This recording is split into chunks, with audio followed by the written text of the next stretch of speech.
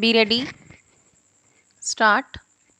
The position that emerges from the above discussion can be summarized thus: the power of the High Court in quashing a criminal proceeding on FIR or complaint in exercise of its inherent jurisdiction is distinct and different from the power given to a criminal court for compounding the offences under section 320 of the code. Stop.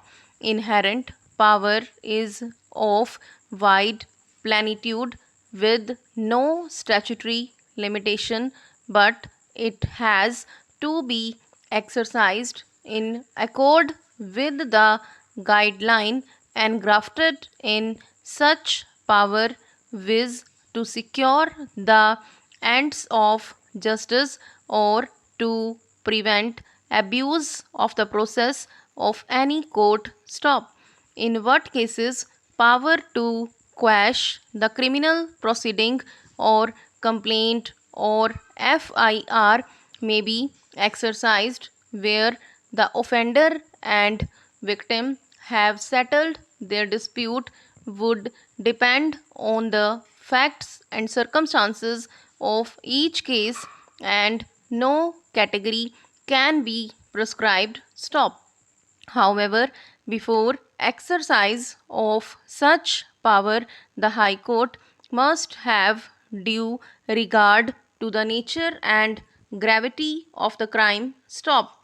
Heinous and serious offences of mental depravity or offences like murder, dacoity, etc., cannot be fittingly quashed even though the victim or victim's family and the offender have settled the dispute. Stop. Such offences are not private in nature and have serious impact on society. Stop. Similarly, any compromise between the victim and offender in relation to the offences under special statutes like Prevention of Corruption Act or the offences committed by public servants while working in that capacity, etc., cannot provide for any basis for quashing criminal proceedings involving such offences. Stop. But the criminal cases having overwhelmingly and predominantly civil flavor stand on different footing for the purposes of quashing, particularly the offences arising from commercial, financial, civil, partnership, or such like transactions, or the offences arising out of matrimony relating to dowry, etc., or the family disputes where the wrong is basically private or personal in nature and the parties have resolved their entire dispute. Stop.